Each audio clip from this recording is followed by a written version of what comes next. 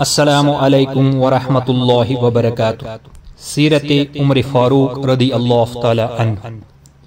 حضرت عمر فاروق رضی اللہ عنہ کی 7 پشتوں میں کوئی بادشاہ نہیں گزرا۔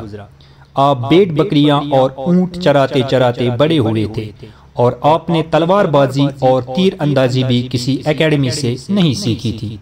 سکندر اعظم نے آرگنائزڈ آرمی کے ساتھ 10 برسوں میں 17 لاکھ مربع میل کا علاقہ فتح کیا تھا، جبکہ حضرت عمر فاروق رضی اللہ تعالی عنہ نے 10 برسوں میں آرگنائزڈ آرمی کے بغیر 22 لاکھ مربع میل کا علاقہ فتح کیا، اور اس میں روم اور ایران کی 2 سپر پاور بھی شامل تھی۔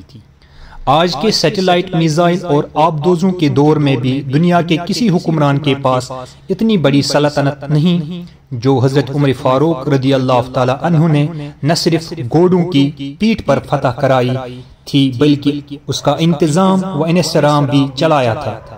الیگزینڈر نے فتوحات کے دوران اپنے بے شمار جرنیل قتل کرائے، بے شمار جرنیلوں اور جوانوں نے اس کا ساتھ چھوڑا، اس کے خلاف بغاوتیں بھی ہوئی، اور ہندوستان میں اس کی فوج نے آگے بڑھنے سے انکار بھی کر دیا۔ لیکن حضرت عمر فاروق رضی اللہ تعالی عنہ کے کسی ساتھی کو ان کے حکم سے سرتابی کی جرأت نہ ہوئی۔ وہ ایسے کمانڈر تھے کہ آپ نے عین میدان جنگ میں عالم اسلام کے سب سے بڑے سپہ سالار حضرت خالد بن ولید رضی اللہ تعالی عنہ کو معزول کر دیا، اور کسی کو یہ حکم ٹالنے کی جرأت نہ ہوئی۔ آپ نے حضرت سعد بن ابی وقاص رضی اللہ عنہ کو کوفے کی گورنری سے ہٹا دیا۔ آپ نے حضرت حارث بن کعب رضی اللہ تعالی عنہ سے گورنری واپس لے لی۔ آپ نے حضرت عمرو بن عاص رضی اللہ تعالی عنہ کا مال ضبط کر لیا، اور آپ نے حمص کے گورنر کو واپس بلا کر اونٹ چرانے پر لگا دیا، لیکن کسی کو حکم عدولی کی جرأت نہ ہوئی۔ الیگزینڈر نے 17 لاکھ مربع میل کا علاقہ فتح کیا، لیکن دنیا کو کوئی نظام، کوئی سسٹم نہ دے سکا، جبکہ حضرت عمر فاروق رضی اللہ تعالی عنہ نے دنیا کو ایسے سسٹم دیے جو آج تک پوری دنیا میں رائج ہیں، جن میں سن ہجری کا اجرا کیا، جیل کا تصور دیا، مؤذنوں کی تنخواہیں مقرر کی، مسجدوں میں روشنی کا بندوبست کرایا، پولیس کا محکمہ بنایا، ایک مکمل عدالتی نظام کی بنیاد رکھی، آبپاشی کا نظام قائم کرایا، فوجی چھاونیاں بنوائیں اور فوج کا باقاعدہ محکمہ قائم کیا۔ آپ نے دنیا میں پہلی بار دودھ پیتے بچوں، معذوروں، بیواؤں اور بے آسراؤں کے وظائف مقرر کیے۔ آپ نے دنیا میں پہلی بار حکمرانوں، سرکاری عہدیداروں اور والیوں کے اثاثے ڈکلیئر کرنے کا تصور دیا۔ آپ نے بے انصافی کرنے والے ججوں کو سزا دینے کا سلسلہ بھی شروع کیا۔ آپ نے دنیا میں پہلی بار حکمران کلاس کی اکاؤنٹیبلٹی شروع کی۔ آپ راتوں کو تجارتی قافلوں کی چوکیداری کرتے تھے۔ آپ فرمایا کرتے تھے جو حکمران عدل کرتے ہیں وہ راتوں کو بے خوف سوتے ہیں۔ آپ کا فرمان تھا قوم کا سردار قوم کا سچا خادم ہوتا ہے۔ آپ کی مہر پر لکھا تھا عمر، نصیحت کے لیے موت ہی کافی ہے۔ آپ کے دسترخوان پر کبھی 2 سالن نہیں رکھے گئے۔ آپ زمین پر سر کے نیچے اینٹ رکھ کر سو جایا کرتے تھے۔ آپ سفر کے دوران جہاں نیند آ جاتی تھی آپ کسی درخت پر چادر تان کر سایہ کرتے تھے اور سو جاتے تھے، اور رات کو ننگی زمین پر دراز ہو جاتے تھے۔ آپ کے کرتے پر 14 پیوند تھے، اور ان پیوندوں میں ایک سرخ چمڑے کا پیوند بھی تھا۔ آپ موٹا کھردرا کپڑا پہنتے تھے، آپ کو نرم اور باریک کپڑے سے نفرت تھی۔ آپ کسی کو جب سرکاری عہدے پر فائز کرتے تھے تو اس کے اثاثوں کا تخمینہ لگوا کر اپنے پاس رکھ لیتے تھے، اور اگر سرکاری عہدے کے دوران اس کے اثاثوں میں اضافہ ہو جاتا تو آپ اس کی اکاؤنٹیبلٹی کرتے تھے۔ آپ جب کسی کو گورنر بناتے تو اسے نصیحت فرماتے تھے، کبھی ترکی گھوڑے پر نہ بیٹھنا، باریک کپڑے نہ پہننا، چھنا ہوا آٹا نہ کھانا، دربان نہ رکھنا، اور کسی فریادی پر دروازہ بند نہ کرنا۔ آپ فرماتے تھے ظالم کو معاف کر دینا مظلوموں پر ظلم ہے۔ آپ کا یہ فکرہ آج انسانی حقوق کے چارٹر کی حیثیت رکھتا ہے۔ مائیں بچوں کو آزاد پیدا کرتی ہے، تم نے انہیں کب سے غلام بنا لیا؟ فرمایا میں اکثر سوچتا ہوں اور حیران ہوتا ہوں عمر بدل کیسے گیا۔ آپ اسلامی دنیا کے پہلے خلیفہ تھے جنہیں امیر المؤمنین کا خطاب دیا گیا۔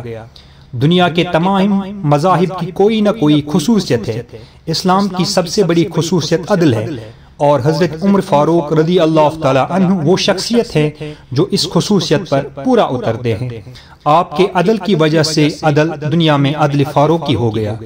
آپ شہادت کے وقت مقروض تھے، چنانچہ آپ کی وصیت کے مطابق آپ کا واحد مکان بیچ کر آپ کا قرض ادا کر دیا گیا، اور آپ دنیا کے واحد حکمران تھے جو فرمایا کرتے تھے میرے دور میں اگر فرات کے کنارے کوئی کتا بھی بھوک سے مر گیا تو اس کی سزا عمر یعنی حضرت عمر فاروق رضی اللہ تعالی عنہ کو بھگتنا ہوگی۔ آپ کے عدل کی یہ حالت تھی، آپ کا انتقال ہوا تو آپ کی سلطنت کے دور دراز علاقے کا ایک چرواہا بھاگتا ہوا آیا اور چیخ کر بولا، لوگوں حضرت عمر فاروق رضی اللہ تعالی عنہ کا انتقال ہو گیا۔ لوگوں نے حیرت سے پوچھا، تم مدینہ سے ہزاروں میل دور جنگل میں ہو، تمہیں اس سانحے کی اطلاع کس نے دی؟ چرواہا بولا، جب تک حضرت عمر رضی اللہ تعالی عنہ زندہ تھے میری بھیڑیں جنگل میں بے خوف پھرتی تھیں اور کوئی درندہ ان کی طرف آنکھ اٹھا کر نہیں دیکھتا تھا، لیکن آج پہلی بار ایک بیڑیا میری بھیڑ کا بچہ اٹھا کر لے گیا۔ میں نے بیڑیے کی جرأت سے جان لیا کہ آج دنیا میں حضرت عمر فاروق رضی اللہ تعالی عنہ موجود نہیں ہے۔ میں دنیا بھر کے مورخین کو دعوت دیتا ہوں وہ الیگزینڈر کو حضرت عمر فاروق رضی اللہ تعالی عنہ کے سامنے رکھ کر دیکھیں، انہیں الیگزینڈر حضرت عمر فاروق کے حضور پہاڑ کے سامنے کنکر دکھائی دے گا، کیونکہ الیگزینڈر کی بنائی سلطنت اس کی وفات کے 5 سال بعد ختم ہو گئی، جبکہ حضرت عمر فاروق رضی اللہ تعالی عنہ نے اپنے دور میں جس خطے میں اسلام کا جھنڈا بھجوایا وہاں سے آج بھی اللہ اکبر کی صدائیں آتی ہیں، وہاں آج بھی لوگ اللہ کے سامنے سجدہ کرتے ہیں۔ دنیا میں الیگزینڈر کا نام صرف کتابوں میں سمٹ کر رہ گیا ہے، جبکہ حضرت عمر فاروق رضی اللہ تعالی عنہ کے بنائے نظام دنیا کے 245 ممالک میں آج بھی کسی نہ کسی شکل میں موجود ہیں۔ آج بھی جب کسی ڈاک خانے سے کوئی خط نکلتا ہے، پولیس کا کوئی سپاہی وردی پہنتا ہے، کوئی فوجی جوان 6 ماہ بعد چھٹی پر جاتا ہے، یا پھر حکومت کسی بچے معذور، بیوہ یا بے آسرا شخص کو وظیفہ دیتی ہے تو وہ معاشرہ، وہ سوسائٹی بے اختیار حضرت عمر فاروق رضی اللہ تعالی عنہ کو عظیم تسلیم کرتی ہے۔ وہ انہیں تاریخ کا سب سے بڑا سکندر مان لیتی ہے، ماں سوائے ان مسلمانوں کے جو آج احساس کمتری کے شدید احساس میں کلمہ تک پڑھنے سے پہلے دائیں بائیں دیکھتے ہیں۔ لاہور کے مسلمانوں نے ایک بار انگریزی سرکار کو دھمکی دی تھی، اگر ہم گھروں سے نکل پڑے تو تمہیں چنگیز خان یاد آ جائے گا۔ اس پر جواہر لال نہرو نے مسکرا کر کہا تھا، افسوس آج چنگیز خان کی دھمکی دینے والے مسلمان یہ بھول گئے ان کی تاریخ میں ایک حضرت عمر فاروق رضی اللہ تعالی عنہ بھی تھا، جن کے بارے میں مستشرقین اعتراف کرتے ہیں کہ اسلام میں اگر ایک عمر اور ہوتا تو آج دنیا میں صرف اسلام ہی دین ہوتا۔ ہم آج بھی یہ بھولے ہوئے ہیں کہ ہم میں سے ایک حضرت عمر فاروق بھی تھے، جن کے بارے میں رسول اللہ صلی اللہ علیہ وسلم نے فرمایا تھا، میرے بعد اگر کوئی نبی ہوتا تو وہ حضرت عمر بن خطاب رضی اللہ تعالی عنہ ہوتے۔ امید ہے